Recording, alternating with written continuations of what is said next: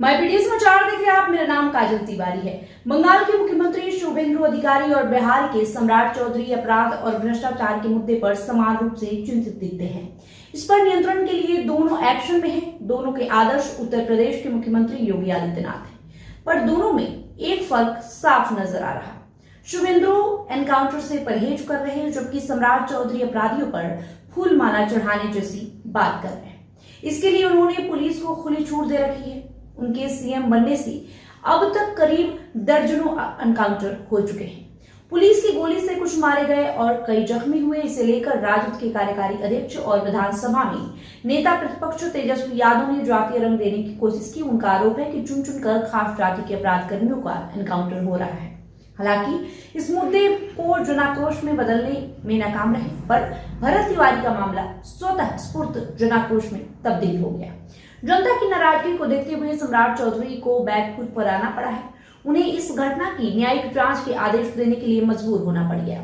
देश के दूसरे मुख्यमंत्रियों को छोड़ सिर्फ दो की चर्चा करना भले अटपटा लगता है, लेकिन इसकी एक वाजिब वजह है। दोनों गिनती के दिनों के अंतर में सीएम बने हैं। शुभेंदु अधिकारी 9 मई 2026 को पश्चिम बंगाल के मुख्यमंत्री बने, जबकि सम्राट चौधरी ने 15 अप्रैल 2026 को बिहार के सीएम पद की शपथ ली।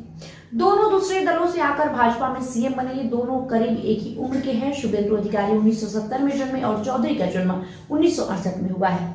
दोनों की उम्र का फर्क सिर्फ 2 साल है। ये भी कि दोनों शासन वाले राज्य सीमावर्ती हैं, पर दोनों के काम में अंतर साफ नजर आ रहा। अपराधियों, असामाजिक तत्वों और भ्रष्टाचारियों के खिलाफ शुभेंदु अधिकारी ने अभियान ही छेड़ दिया है। पाताल से बंगाल पुलिस अपराधियों को ढूंढ निकाल रही है। बम बारूद और हथियारों का जखीरा तालाबों से भी खोज लेने में बंगाल पुलिस सक्षम दिखाई पड़ रही है। तिरपाल, बाल्टी जैसे सरकारी मदद वाली सामग्री टीएमसी नेताओं के घर से बरामद कर पुलिस उन्हें अरेस्ट कर रही है। ये उसी बंगाल की पुलिस है जिसे बीते 15 सालों में अपना ये हुनर दिखाने का मौका नहीं मिला। शुभेंदु अधिकारी के नेतृत्व में बंगाल पुलिस ने अपराधियों को पाताल से खोज कर लाने, हथियारों के जखीरे बरामद करने और टीएमसी नेताओं से जुड़े भ्रष्टाचार के मामले में कार्रवाई तेज कर दी है। ये उसी पुलिस का रूपांतरण है जिसके हौसले को पिछले 15 सालों से यानी 2011 से 2026 तक तृणमूल कांग्रेस की सरकार ने पस्त कर दिया। सरकार बदलते ही अगर पुलिस की ऐसी मुस्तैदी दिख रही है तो इसके श्रेय के असली हकदार सीएम शुभेंदु अधिकारी हैं। इसे ही इकबाल कहते हैं। संदेश खाली में टीएमसी नेता रॉबिन दास के तालाब से पुलिस के स्पेशल टास्क फोर्स ने बड़ी मात्रा में आग्नेयास्त्र और कारतूस बरामद किए। टीएमसी नेता शेख शाहजहां के सहयोगियों से 29 आग्नेयास्त्र और बरामद हुए। उत्तर 24 परगना में टीएमसी नेता सुजीत साहा के यहाँ जमीन में दबे हथियार बरामद हुए। दक्षिण 24 परगना में टीएमसी कार्यालय से कई घातक हथियार बरामद हुए। चुनाव के बाद हिंसा में सैकड़ों गिरफ्तारियों पुलिस ने की है। बंगाल के सीएम ने सम्राट की तरह ही पुलिस को फ्री हैंड दे दिया है। आपराधिक प्रवृत्ति के लोगों को ममता राज में मिली सुरक्षा सरकार ने वापस ले लिया। भ्रष्टाचार पर वार के लिए शुभेंदु सरकार ने 2 आयोग गठित किए हैं। संस्थागत भ्रष्टाचार के मामले की जांच के लिए रिटायर्ड जस्टिस विश्वजीत बसु की अध्यक्षता में और महिलाओं पर अत्याचार की जांच के लिए रिटायर्ड जस्टिस एस चटर्जी के नेतृत्व में आयोग गठित किए गए हैं। स्कूल नगरपालिका भर्ती घोटाले की जांच में सीबीआई की प्रोसिक्यूशन की मंजूरी सरकार ने दे दी है। सरकार ने कच मनी सिंडिकेट खत्म करने पर जोर दिया है। ये है शुभेंदु का क्राइम कंट्रोल का तरीका। बात करते हैं बिहार की। बिहार में सम्राट चौधरी की सरकार में अपराधियों के खिलाफ सख्त है। पुलिस को मुख्यमंत्री ने खुली छूट दी है। अपराधियों को जेल भेजने के बजाय उनकी जान लेने का आदेश सीएम सम्राट ने दे रखा है।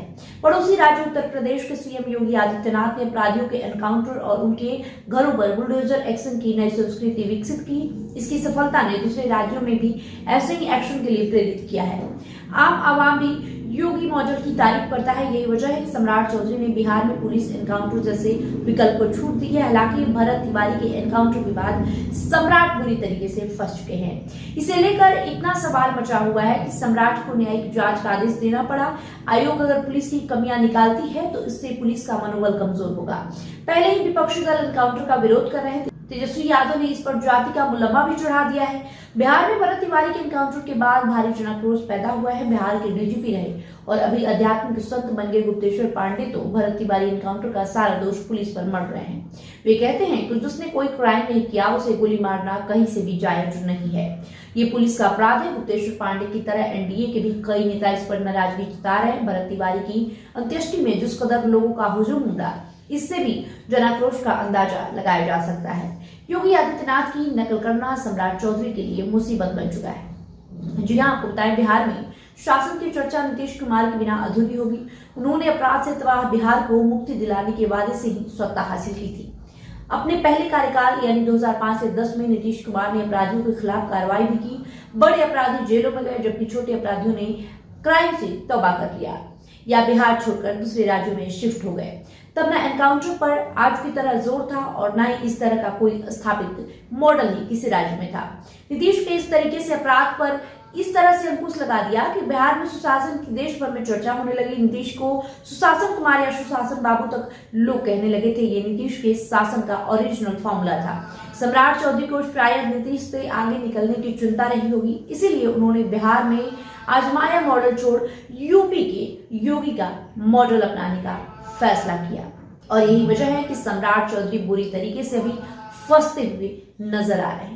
बहरहाल रिपोर्ट में इतना ही। वीडियो पर आपकी जो प्रतिक्रिया होगी कमेंट बॉक्स में लिखिएगा। वीडियो को लाइक और शेयर करिएगा। बहुत बहुत शुक्रिया।